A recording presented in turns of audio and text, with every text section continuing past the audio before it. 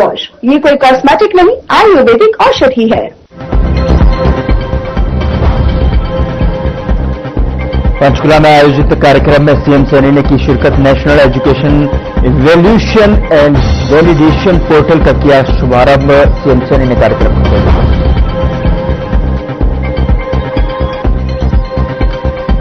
सिरसा के रानिया में मिला पाकिस्तानी गुब्बारा। पूर्व सरपंच ने खेत में गुब्बारा देख बुलाई। पुलिस अधिकारी बोले बॉर्डर एरिया होने की वजह से मिला गुब्बारा।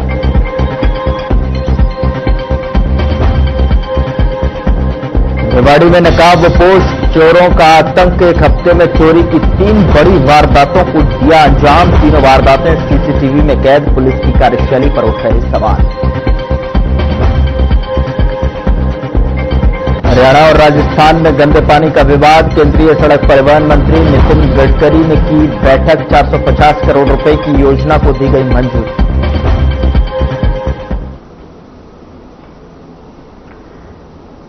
नमस्कार, वक्त हुआ है मसला का और मैं हूं आपके साथ गौरव राजेंद्र। मसला में आज चर्चा करेंगे प्री बजट को लेकर। जिस तरीके से हरियाणा में मुख्यमंत्री नायब सिंह सैनी लगातार सुझाव लेते नजर आ रहे हैं, उसको लेकर उन्होंने कहा कि उद्योग और विनिर्माण क्षेत्र राज्य को अर्थव्यवस्था की रीढ़ है और आगामी बजट में औद्योगिक विकास और रोजगार पर विशेष फोकस रहेगा।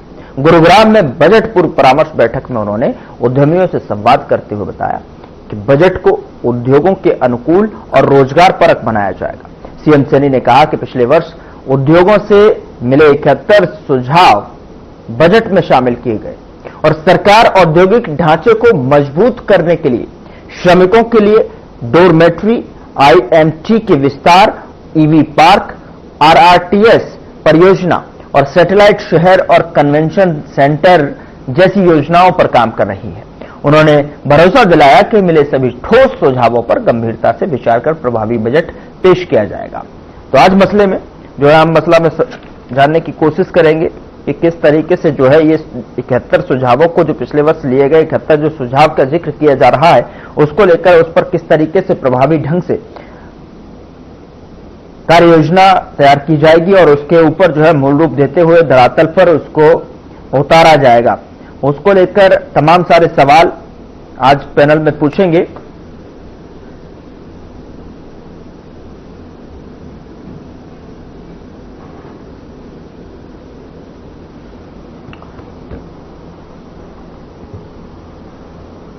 और इस पर चर्चा करने के लिए आज हमारे साथ एक पैनल जुड़ा हुआ है, उसका साथ परिचय करा देता हूं आपका, फिर उसके बाद चर्चा की शुरुआत करेंगे। हमारे साथ संदीप हिंदुस्तानी, प्रवक्ता बीजेपी की तरफ से अपना पक्ष रखने के लिए जुड़ रहे हैं। बहुत स्वागत है सर आपका।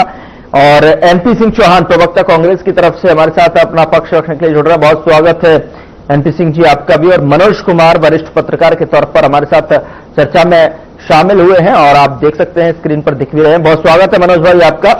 और आपसे भी एनालिस्ट आपका जो पॉइंट ऑफ व्यू है वो जानने की कोशिश करेंगे कि किस तरीके से प्री बजट को लेकर लगातार सरगर्मियां हैं, लगातार चर्चा है प्रदेश के भीतर लगातार खुद मुख्यमंत्री जा जाकर परामर्श कर रहे हैं और उसको लेकर कहीं न कहीं उद्यमियों से भी लगातार सुझाव लिए जा रहे हैं, सामाजिक संगठनों से सुझाव लिए जा रहे हैं। उसका किस तरीके से एक खाका तैयार होगा, किस तरीके से रोडमैप तैयार कर उस प्री बजट में उतारने की कोशिश होगी। सबसे पहले हिंदुस्तानी साहब, मैं आपके पास आता हूं। संदीप हिंदुस्तानी जी से आपसे एक पॉइंट ऑफ व्यू आपका जानना चाहता हूं। इस पर क्या कुछ कहना चाहेंगे? प्री बजट और 2026-27 की जब बात होती है तो इसमें कहीं ना कहीं रोजगार पर इस बार फोकस करने की कोशिश की जा रही है, लेकिन विपक्ष ये कह रहा है कि महिलाएं और किसान जो रीढ़ है उसको किस तरीके से प्रभावी तौर पर बनाया जाएगा। जिस तरीके से बड़े बड़े किसानों के हितों में वादे किए गए थे, दावे करने की कोशिश की जा रही थी, वो कहीं ना कहीं यहां पर किस तरीके से दिखाई देंगे और साथ ही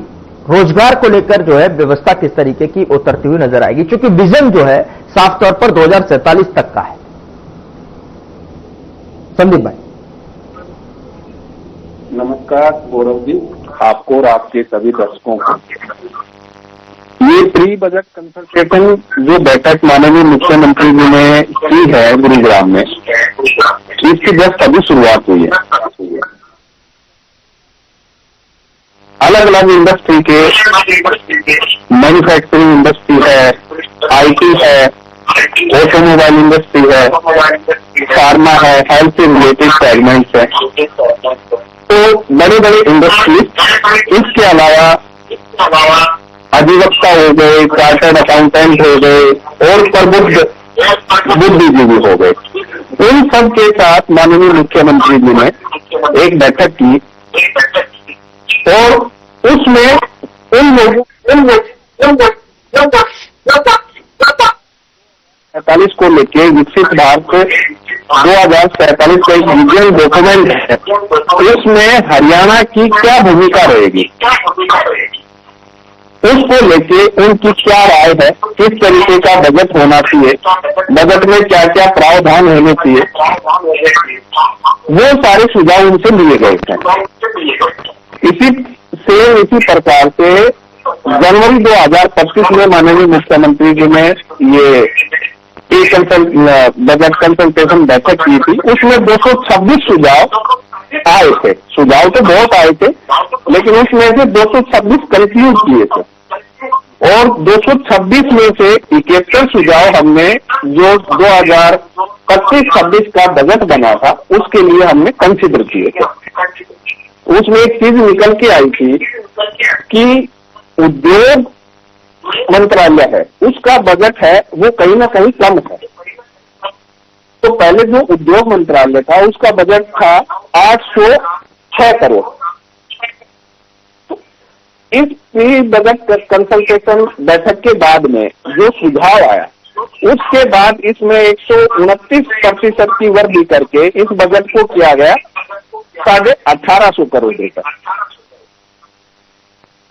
और आज तक इसमें से लगभग 900 करोड़ रुपया खर्च हो चुका है। ये है। तो अब इसमें एग्रीकल्चर में क्या रहेगा, एजुकेशन में क्या रहेगा, हेल्थ में क्या रहेगा, अर्बन लोकल बॉडीज में क्या जाएगा, पंचायत के लिए क्या जाएगा, सब अलग अलग बजट निर्धारित किया गया है। कहां से रोजगार का सर्जन होगा, कहां से आय होगी, वो सब इसमें चर्चा हुई है। जी ठीक है, चलिए यहाँ पर एनपी सिंह जी कैसे देख रहे हैं आप जो है प्री बजट? चूंकि अब देखिए सभी हितों की सर्वहित जो है यहाँ पर इंक्लूड किया जा रहा है कि 2026-27 में, और ये जो मंशा है साफ तौर पर दिखाई दे रही है कि किस तरीके से जो है सहभागिता यहाँ पर सामाजिक संगठनों की, उद्योगों की किस तरीके से जो है विचारों को रखा जा रहा है, जिसको देखते हुए जो मजबूत विचार हो, यानी कि जो सर्वहितकारी जो विचार होंगे, कहीं ना कहीं सरकार उनको प्राथमिकता देते हुए उसमें इंक्लूड करते हुए नजर आएगी। प्री बजट की अभी जो बात चल रही है उसमें बजट में जो सर्वहितकारी जो कहते हुए नजर आ रहा है वो बजट में आएगा। क्या आप लोग को लग रहा है कि 2047 का जो विजन यहाँ पर दिखाया जा रहा है, जिस तरीके से जो है सभी के लिए जो है यहाँ रोजगार की भी बात की जा रही है कि इस बार जो है युवाओं को रोजगार की उसमें ज्यादा अच्छी व्यवस्था यहाँ पर देखने को मिलेगी, तो ऐसे में 2047 का विजन का जो रोडमैप है वो साफ तौर पर क्लियर दिखाई दे रहा है? एनपी सिंह जी नमस्कार जी, गौरव जी। नमस्कार गौरव जी। नमस्कार, बोलिए। और आपके सभी दर्शकों को, प्रदेशवासियों को मेरी तरफ से बहुत शुभकामनाएं और सभी को नमस्कार।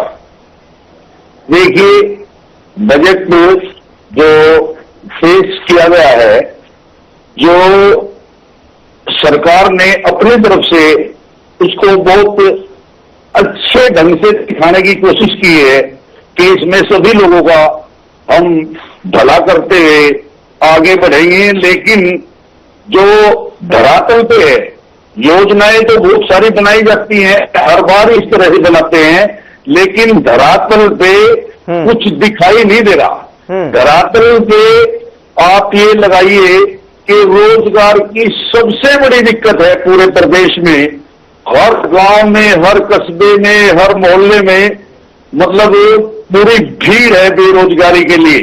लोग परेशान हैं, लोग मतलब छोटी छोटी मजदूरी करके अपना गुजारा कहीं न कहीं कर रहे हैं, लेकिन कोई उद्योग नहीं आ रहा है, कोई थर्मल नहीं लग रहे हैं, कोई बिजली का बड़ा उद्योग नहीं लग रहा है। नारी, शिक्षा, किसान, ये लगभग लोग इस तबके के बहुत परेशान हैं, कर्मचारी परेशान हैं। मतलब सरकार ने चाहिए था कि इसमें नारी शक्ति का और भी मतलब ज्यादा ध्यान देना चाहिए था, एग्रीकल्चर में किसानों का बहुत ध्यान था, बहुत सारी दिक्कतें हैं किसानों को, और जो बेरोजगार युवा घूम रहे हैं उनको नौकरी बेरोजगारी भत्ता मिल रहा है, ना उनको कोई रोजगार मिल रहा है। इस तरह के बजटों से जो धरातल है उस पे कुछ दिखाई नहीं देता। माननीय मुख्यमंत्री महोदय ने, क्योंकि वित्त मंत्री भी हुई हैं, उन्होंने बड़े तरीके से और बड़े अच्छे ढंग से जो लोगों के सुझाव आए थे उन पूरों को कहीं अगर ध्यान से देखा जाता तो उस पर बहुत अच्छी बात होती। लेकिन जो बजट दिया है उससे लोगों में निराशा की भावनाएं हैं। लोग जिस नजर से सरकार को देख रहे थे, भाई अब की बार सीएम साहब चेंज हुए हैं, मुख्यमंत्री महोदय बहुत अच्छे तरीके से शिक्षा पे, रोजगार पे, स्वास्थ्य पे, कृषि पे, किसानों पे, कर्मचारियों पे ज्यादा ध्यान आकर्षित करते हैं, उद्योगों को बढ़ावा देंगे और प्रदेश में एक मामला ऐसा दिखाई देगा कि भाई वाकई सरकार ने कुछ काम किया है। ठीक है, धरातल पर जो आप कह रहे हैं कि धरातल पर कुछ नहीं दिखाई दे रहा है, लेकिन सरकार लगातार विजन दिखाते हुए कह रही है कि धरातल पर भी सब कुछ दिखाई दे रहा है। और पिछले अगर 11 साल पर नजर डालें तो 11 साल का जो विकास का पहिया तीव्र गति के साथ घूमता हुआ नजर आ रहा है प्रदेश भर में। पहले की तुलना में विकास और तीव्र गति से होता हुआ नजर आ रहा है। एनपी सिंह जी, एक छोटा सा क्विकली जो है रिस्पॉन्ड। इसलिए सर मैं ये कह रहा हूँ कि कोई एक थर्मो बता दो, बिजली का कोई उद्योग लगा हो, कोई नई फैक्ट्री आई हो, कई लोगों को उद्योग में सरकार ने ऐसा दिखाया हो कि भाई इतने सारे, इतने हजार, इतने लाख लोग यहाँ पे हमने शामिल कर दिए हैं। नारी की बात ले लो, जो लाडो लक्ष्मी योजना जो सरकार ने चलाई थी उसमें से बहुत सारे लोगों के वैसे ही नाम उड़ा दिए गए। इसमें लग रहा था कि कुछ ये है ना सीमा बढ़ाएंगे कि इस दायरे से जो ऊपर की भी महिलाएं हैं वे बीच में आएंगी, लेकिन तरह तरह के ऑब्जेक्शन लगाकर पहले ही सिस्टम को गड़बड़ कर दिया। आप पूरे सिस्टम को अगर देखेंगे, एग्रीकल्चर के लिए एमएसपी पहले ही नहीं मिल रही, कृषि का जो सौदा है बहुत घाटे का सौदा हो गया। किसान खेती करने से बिल्कुल बुरी तरह से त्रस्त हैं कि भाई हमारे को सरकार कहती थी 2 गुनी आपकी इनकम हो जाएगी, आपकी बिजली ऐसी हो जाएगी, आपको रोजगार इतने मिलेंगे, लेकिन धरातल पे कम दिखाई दे रहा है। जो दिखाई देना चाहिए वो नहीं दिखाई दे रहा। सरकार वाही खूब कर रही है, लेकिन एक्चुअल में सरकार ने ध्यान नहीं दिया।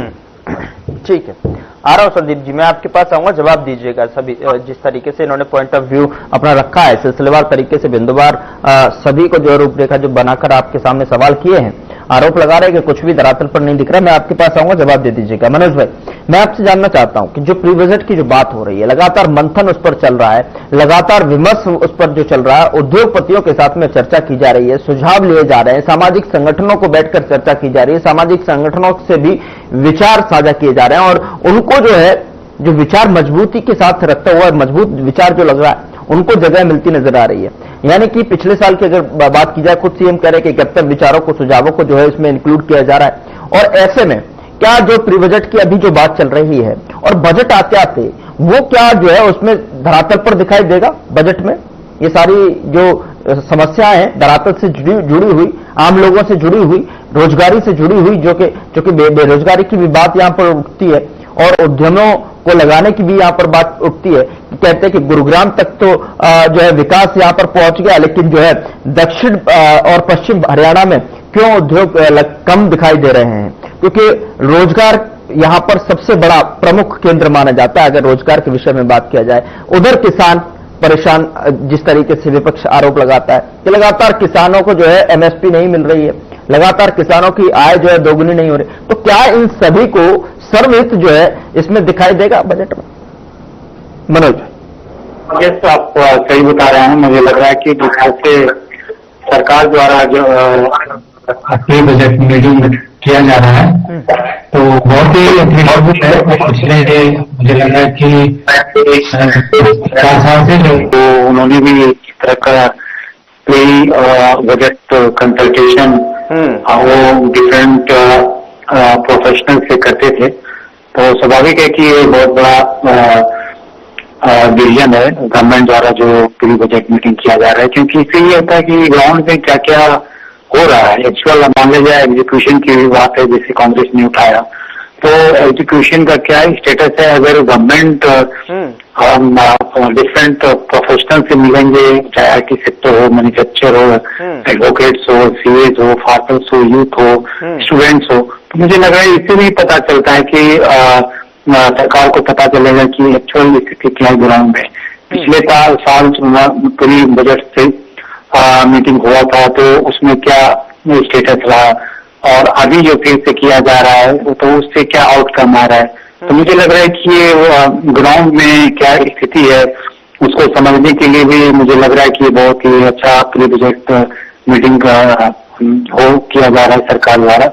और सरकार का जो इस बार जो मीटिंग किया जा रहा है उस पर ज्यादा इंडस्ट्रीज पे फोकस किया जा रहा है, मैन्युफैक्चरिंग सेक्टर पे फोकस किया जा रहा है। मैन्युफैक्चरिंग सेक्टर ऐसा है जिसमें एम्प्लॉयमेंट जनरेशन होता है, इसको लेकर के भी सरकार का ज्यादा ध्यान होता है। एम्प्लॉयमेंट के बारे में जो है अपोजिशन द्वारा ये मामला उठाया जाता है। यूथ भी किसी न किसी डिस्ट्रिक्ट में ये देखा जाता है कि वो प्रोटेस्ट करते रहते हैं अपनी मांग को लेकर के, तो उसको भी एड्रेस करने के लिए मुझे लग रहा है कि सरकार इस पर ध्यान दे रही है। अपोजिशन चूंकि स्ट्रांग है तो स्वाभाविक है कि जो भी मुद्दे हैं लोगों का वो जरूर उठाएंगे। और एक और सरकार द्वारा जो इंडस्ट्रीज को बढ़ाने की बात कही जा रही है, जिसमें सिंगल विंडो सिस्टम की बात कही जाती है, ईज ऑफ डूइंग बिजनेस को लेकर के सरकार जो है तरह तरह का योजना बनाती है। चाहे गवर्नमेंट ऑफिशियल्स को भी टास्क दिया जाता है कि इसको लेकर के आप काम कीजिए ताकि ज्यादा से ज्यादा इन्वेस्टमेंट हो। रिसेंटली हम लोगों ने देखा कि मुख्यमंत्री और ब्यूरोक्रेट्स जापान की यात्रा पे थे, वहां लगभग 5,000 करोड़ इन्वेस्टमेंट की बात की गई। अब ये देखना है कि आने वाले समय में जो वहां पे अमली हुआ या इंडस्ट्रीज जो बात हुई है, क्या वो एक्चुअल स्थिति में आने वाले समय में वो इन्वेस्टमेंट हो पाएगा या नहीं हो पाएगा। हरियाणा के लिए सब अच्छी बात ये है कि ग्रुप मनोज भाई, लेकिन यहाँ पर एक और चीज है जो कि इसमें जो है बेहद जो है सोचने वाली बात है। सवाल उठता है कि जिस तरीके से जो लक्ष्य रखा जा रहा है और लक्ष्य के साथ साथ जिस तरीके से चर्चाएं हो रही हैं उद्योगों के साथ में, एक बात तो साफ स्पष्ट तौर पर यहाँ पर समझ ही जा सकती है कि इस बार जो अगर बजट की बात करते हैं तो अधिक से अधिक, मैं तो ये कह रहा हूं कि अधिक से अधिक रोजगार परक यहां पर बजट लाने की कोशिश। और दूसरी तरफ जो अगर बात करूं तो उद्योग के लेकर, उद्योगों के लिहाज से अगर देखा जाए तो उद्योगों के अनुकूल बजट होगा जिससे कि कहीं ना कहीं प्रदेश की अर्थव्यवस्था मजबूत हो और जिससे 2047 का जो है विकसित भारत में जो है अगर उस यात्रा को अगर देखें, उस रोडमैप को अगर समझें मनोज भाई, तो 2047 का जो रोडमैप है जिसमें कहीं ना कहीं हरियाणा की अग्रणी उस यात्रा में जो है योगदान यहां पर दिखाई दे अर्थव्यवस्था में, उसको लेकर ज्यादा फोकस यहां पर सीएम साहब का दिखाई दे रहा है। लेकिन उसका रोडमैप क्या होगा, उस तरीके से जो है उस पर अग्रणी हरियाणा किस तरीके से अर्थव्यवस्था में अव्वल दर्जा प्राप्त करेगा, क्या रोजगार, क्या उद्यम, क्या जो युवाओं को साथ लेकर रोजगार की, बेरोजगारी की जो बात होती है, किसानों को कितनी सहभागिता होगी, वो बात आप जरा उस पर जो है फोकस बताएं जरा। मुख्यमंत्री जी को देखा गया कि वो किसान को भी अपील कर रहे हैं कि आप जो है मल्टी क्रॉप्स अपनाएं और वो बता रहे हैं कि मॉडर्न टेक्नोलॉजी का यूज करें। इस एरिया में भी जो है इंडस्ट्रीज को बोला जाता है कि आप हमारे यहाँ जो है इंडस्ट्री खोलिए, फार्मर फ्रेंडली इंडस्ट्री खोलिए ताकि जो है फार्मर्स को सस्ते दामों पे मशीन मिल पाए। एक और मैं कहना चाहूंगा कि सरकार का ये अप्रोच रहा है कि वन डिस्ट्रिक्ट वन प्रोडक्ट, तो ये भी अगर इस पे काम होती है, इंडस्ट्रीज को अगर पता होता है कि हर डिस्ट्रिक्ट कौन कौन से डिस्ट्रिक्ट हैं और किस टाइप्स के वहाँ पे प्रमोशन किया जा रहा है इंडस्ट्रीज को या प्रोडक्ट्स को, तो मुझे लग रहा है कि इससे भी जो है इन्वेस्टमेंट बढ़ेगा हरियाणा में। और एक बात और मैं बोलना चाहूंगा कि यूनिवर्सिटीज को भी जो है एनकरेज किया जा रहा है कि आप जो है रिसर्च ओरिएंटेड इनिशिएटिव में प्रोग्राम चलाएं अपने यूनिवर्सिटी लेवल पे, ताकि जो यूथ को जो है स्किल डेवलपमेंट हो, साथ साथ रिसर्च में अगर वो आता है कोई भी स्टेट्स या कंट्री आगे तभी बढ़ सकता है जब वो रिसर्च एंड डेवलपमेंट में ज्यादा इन्वेस्टमेंट हो। तो मुझे लग रहा है कि सरकार द्वारा यूनिवर्सिटीज को प्रमोट करना चाहे इंडस्ट्रीज को एनकरेज करना कि आप जो है यूनिवर्सिटी में इन्वेस्ट कीजिए, चाहे एमओयू करना इंडस्ट्रीज का यूनिवर्सिटीज के साथ, तो ये सब ऐसे लक्षण है। तो मुझे ऐसा लग रहा है कि 2047 का जो टारगेट रखा गया है, विजन जो सेंट्रल गवर्नमेंट द्वारा रखा गया है, उसको अचीव किया जा सकता है। एक चीज और मैं कहना चाहूंगा कि चूंकि 2047 का जो विजन है ये सेंट्रल गवर्नमेंट ने रखा है कि हम जो है इंडिया को डेवलप नेशन बनाएंगे, तो चूंकि सेंटर और स्टेट जो है एक ही दल की सरकार है, तो डबल इंजन होने से फायदा ये होता है कि सरकार सेंट्रल गवर्नमेंट का जो स्कीम्स होता है उसको लागू करने में आसानी होती है। जो फंड का जो अगर इश्यू आता है तो फंड भी मिल जाता है। तो मुझे ऐसा लग रहा है कि पूरी बजट मीटिंग जो सरकार द्वारा की जा रही है डिफरेंट स्टेक होल्डर के साथ, मुझे लगता है कि आने वाले समय में हम बदलते हो कि इस ईयर ना लग प्रोडक्टिव लगे, चाहे नेक्स्ट ईयर ना लगे, लेकिन आने वाले 5-10 साल में एक बहुत बड़ा प्रोडक्टिव इनिशिएटिव होगा ठीक हरियाणा के लिए। ठीक है संदीप जी अब जवाब दे दीजिए आप। जो है चूंकि यहाँ पर मनोज जी ने अपना पॉइंट ऑफ व्यू रख दिया, उन्होंने जो समीकरण है धरातल पर जो एनालिस्ट है उनका जो कहता है वो उन्होंने बता दिया। और अब संदीप जी आप बताएं, जो है यहाँ पर जो है एनपी सिंह जी की बातों का जवाब दीजिए। उन्होंने लगातार आप पर आरोप लगाए हैं, देखिए कि ये धरातल पर कुछ इसका असर दिखाई नहीं देता, धरातल पर बेअसर यहाँ पर बजट दिखाई देता है। ये बस जो है हवाई बातें हैं, प्री बजट मीटिंग्स और ये जो जिस तरीके की लगातार जो एक्टिविटीज चल रही हैं। तो ऐसे में आप क्या लग रहा है कि आरआरटीज की एक तरफ अगर बात होती है आरआरटीएस और दूसरी तरफ बात होती है कि सैटेलाइट सिटी बचाने की 70,000 करोड़ रुपए के निवेश की भी एक तरफ बात होती है कि उससे आरआरटीएस यहां पर बनता हुआ नजर, लेकिन तमाम सारी चीजों के बीच में धरातल पर बात आती है तो क्या जो है कागजों में ही सिमट कर रह जाते हैं? संदीप जी एनपी सिंह की बात इन्होंने सबसे पहले रोजगार की बात की कि रोजगार के क्या अवसर होंगे, अभी तक रोजगार नहीं मिला, बेरोजगारी बहुत बढ़ गई है। मैं आपको कुछ डेटा के साथ चीजें बताऊंगा। 2004 से लेके 2014 तक जब कांग्रेस की सरकार थी उस समय 86,000 युवाओं को रोजगार मिला और 2014 से लेकर 2025 तक बीजेपी की सरकार में लगभग 2 लाख युवाओं को रोजगार मिला। अच्छा, रोजगार में भी फर्क है। 2004 से 2014 के बीच में जो रोजगार मिला उसमें आपको खर्ची पर्ची की चर्चा नजर आएगी, उसमें आपको भाई भतीजावाद की चीज नजर आएगी, आपको उसमें जातिवाद का फैक्टर नजर आएगा, आपको उसमें क्षेत्रवाद का फैक्टर नजर आएगा। लेकिन जब 2014 से 2025 के बीच में डबल इंजन की सरकार बनी है तो इस सरकार में युवाओं को उनकी काबिलियत के हिसाब से रोजगार दिया गया है। जब माननीय मुख्यमंत्री नायब सिंह सैनी जी ने दूसरी बार प्रचंड बहुमत के साथ हरियाणा में शपथ ली तो उन्होंने चुनाव में ये घोषणा की थी कि मैं शपथ तभी लूंगा जो कांग्रेस ने 25,000 युवाओं की रोजगार पे रोड़ा अटकाया था। पहले उनकी रोजगार की गारंटी पक्की होगी, उसके बाद मेरा शपथ ग्रहण होगा। और ये माननीय मुख्यमंत्री जी ने करके दिखाया। उन्होंने शपथ ली और शपथ के बाद पहले जिस फाइल के ऊपर उन्होंने साइन किए थे और 25,000 युवाओं को उन्होंने नौकरी देने का काम किया। ठीक है NP Singh ji final comment. चूंकि समय मुझे इससे ज्यादा आगे बढ़ने की इजाजत नहीं दे रहा, माफी के साथ संदीप जी मैं आपको रोक रहा हूं। एनपी सिंह जी 5 सेकंड आपको जो है। एनपी सिंह 2014 से 2000 एनपी सिंह जी बोलिए। एनपी सिंह जो राजकीय कॉलेज है वो संदीप जी मुझे आप थोड़ा सा ग्लिचेस वॉइस में दिखाई दे रही है, क्योंकि समय भी मुझसे इससे ज्यादा आगे बढ़ने की इजाजत नहीं दे रहा। माफी के साथ आप तीनों ही मेहमानों को रोक रहा हूं। और संदीप हिंदुस्तानी और एनपी सिंह चौहान, मनोज कुमार वरिष्ठ जो है पत्रकार के तौर पर जुड़े, बहुत बहुत शुक्रिया चर्चा में शामिल होने के लिए, समय देने के लिए, अपना पॉइंट ऑफ व्यू रखने के लिए। लेकिन देखने वाली बात तो यह होगी कि जिस तरीके से उद्यमियों के साथ में सीएम लगातार सीधा संबंध करते हुए नजर आते हैं, संवाद करते हुए साफ तौर पर दिखाई दे रहे हैं। उद्योगों का जो है अर्थव्यवस्था में योगदान किस तरीके से यहाँ पर दिखाई देगा, प्री बजट को जिस तरीके से 2026-27 को लेकर जिस तरीके से चलती हुई सरकार दिखाई दे रही है, क्या उसको धरातल पर और बजट में सर्वहितकारी तौर पर उतारती हुई नजर आएगी या नहीं, ये देखने वाली बात होगी। फिलहाल मसला में इतना ही। नमस्कार।